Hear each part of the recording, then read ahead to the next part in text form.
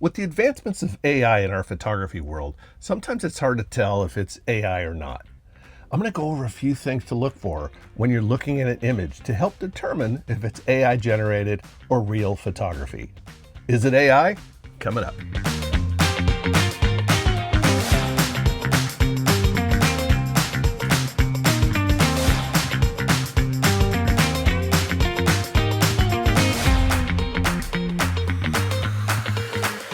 Hi, I'm Terry Vanderheiden. I've been a professional photographer long enough to see photography reinvent itself at least more than once.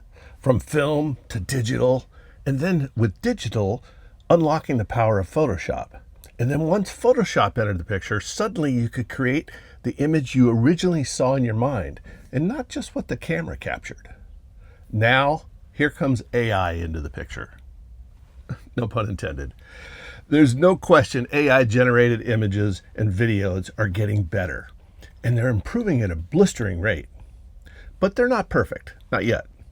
And there are still some telltale signs that an image was created by a computer somewhere rather than a human behind the camera.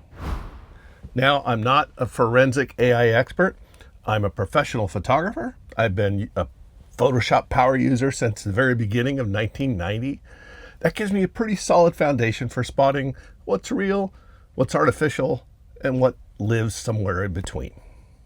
So stick around to the end of this video because I'll also show you a brand new Photoshop feature released just last week, one that uses AI for a genuinely useful purpose. And its quality is improved dramatically. All right, let's take a look at some examples. All right, here's a picture of my dog. And here's a video of my dog.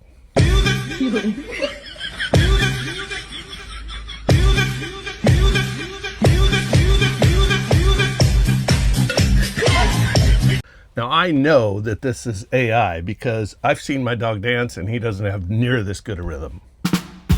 All right, the first clue that I look for is I use logic. Does this shot make sense?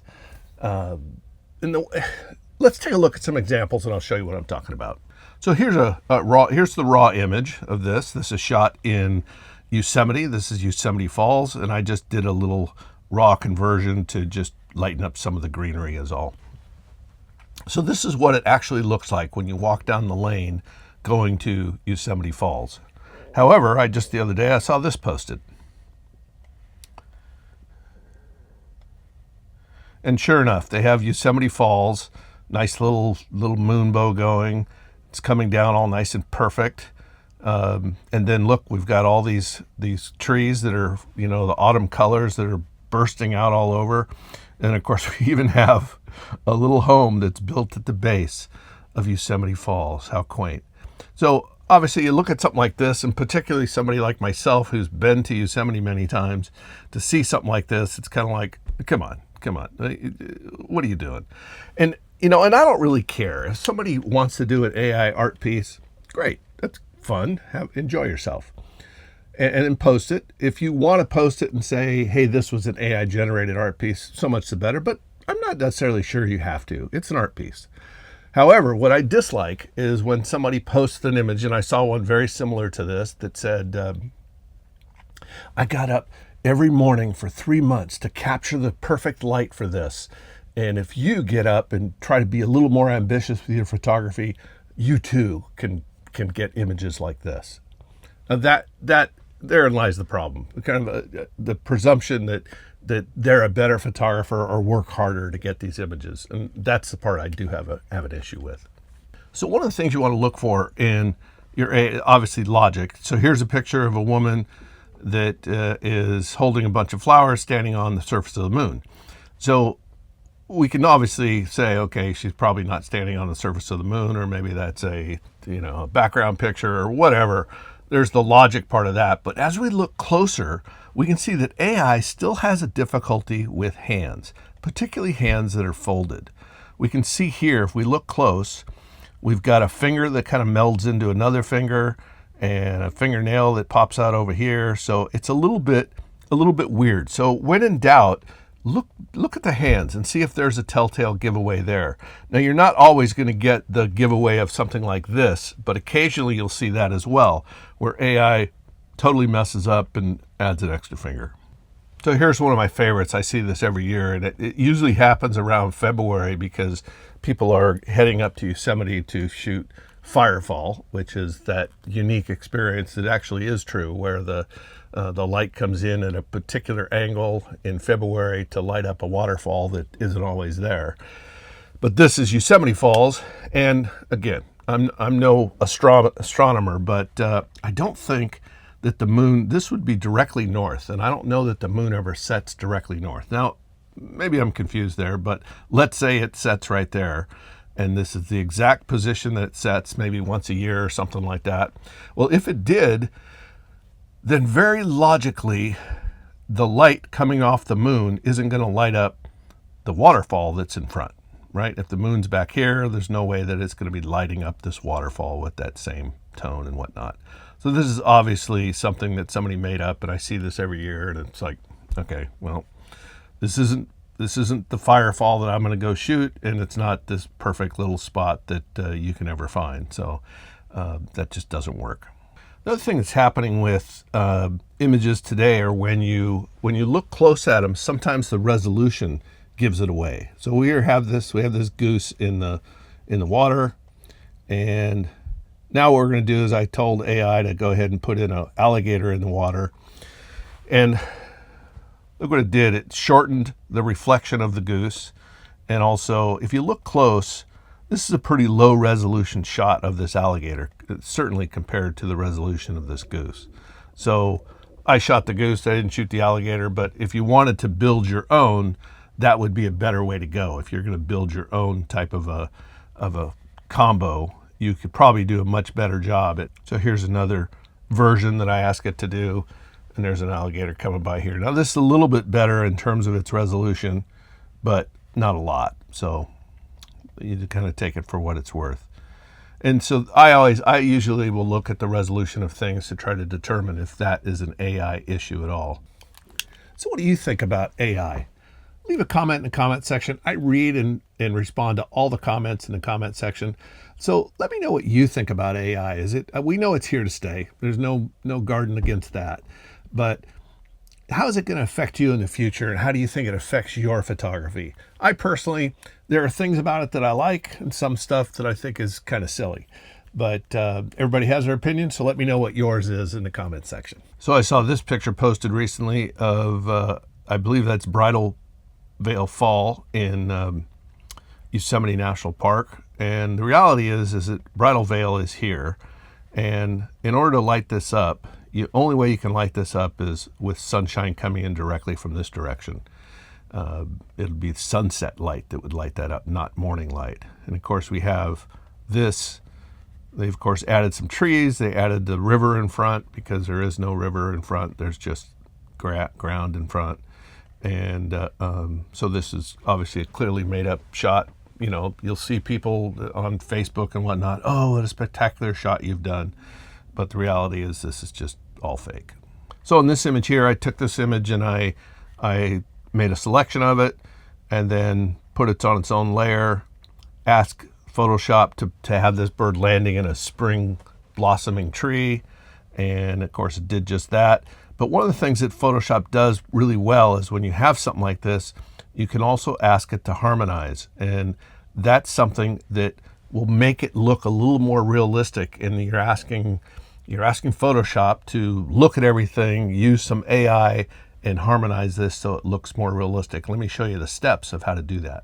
So I started off with a layer here, and you know, if I had my own shot of this, this would be something that you could just start with if you wanted. But I told AI to build me this shot of a moose in the water in a autumn look. And here is, I just took a picture of a duck that I got from another picture, cut it out and threw it in there. Now, obviously, if we put these two together, you'll see they don't make any sense. There's no reflection.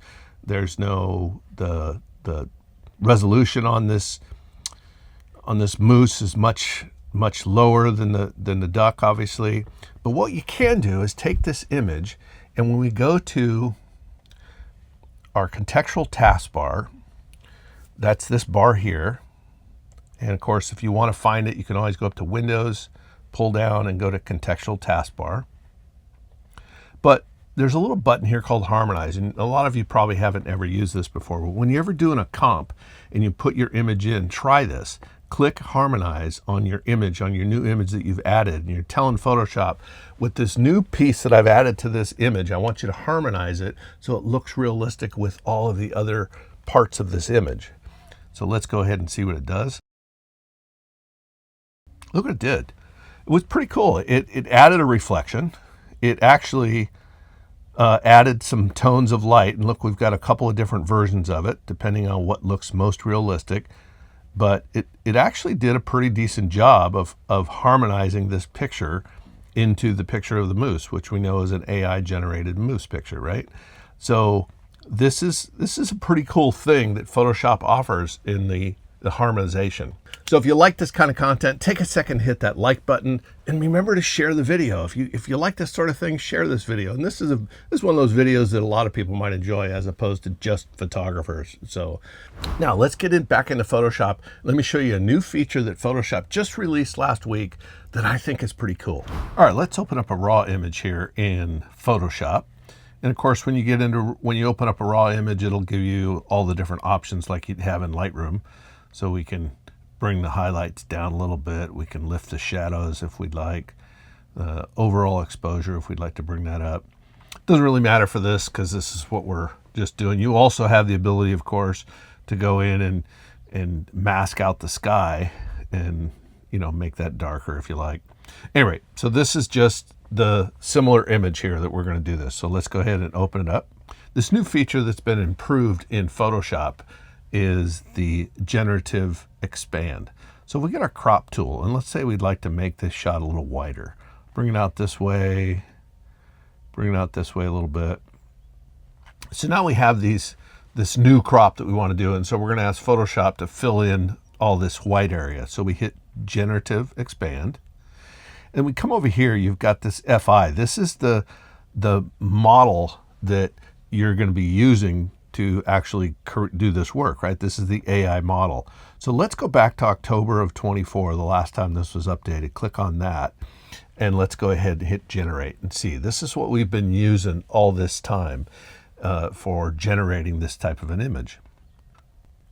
So Photoshop went in here and generated this. It looks pretty good. Let's show you the before and after here. That's what we started with, and then Photoshop generated all this edge work here. So if we zoom in close, while, you know, viewing it small, it's not a big deal, but if we zoom in close, let's see what happens. You can see that this area of the mountain is really low resolution compared to out here, right? This is the original, this is what was added. That lower resolution is really a dead giveaway when you're doing this kind of work. So let's try it with the new version, how they improved it. So let's go ahead and open this up again. We're going to open up this same file. And when you work on in Photoshop and you open up Camera Raw, the next image, if it's the same image, it's going to give you all that same information that you put in. So it's nice to, easy way to compare. So let's go ahead and open that up. All right, so now we have our new one. So now what we're going to do is we're going to do the same thing that we did before. We're going to get our crop tool and drag it out a little bit on this side, drag it out a little bit on this side, and ask Photoshop to fix this. So generative expand. And we come over here, this is the model that we used before, the October 2024. Let's use the new model that was released here, January 2026. Now that's the model that we're going to use to fill this area in. So let's hit generate. And we'll let Photoshop do its thing, filling in the white areas with pixels to make the image look like it's just expanded as opposed to just adding in a blank border around it. All right, now let's take a look. We'll go in, again, looks pretty good at first view. Let's go ahead and grab our magnifying glass and come in here and see what Photoshop had added. Wow. That looks pretty good. Look at, see how this was the old version here, where when it went over here, you could see such low resolution. Well, they've really improved the resolution of this. Look at this. This looks pretty darn real. And of course you have different versions if you'd like to try something different, but all of those versions have a much higher resolution. The quality of this new Firefly 3 that they've come out with to do our generations is really so much better. The resolution has really, really improved. So I hope that what you've learned today is something that can help you determine what's AI and what's not, if that's something you'd like to do. But also keep in mind, this isn't going to last for very long. This video won't be able to probably be made in a couple of years because we're not going to be able to tell. It's come along that fast and that good. All right, we'll see you next time.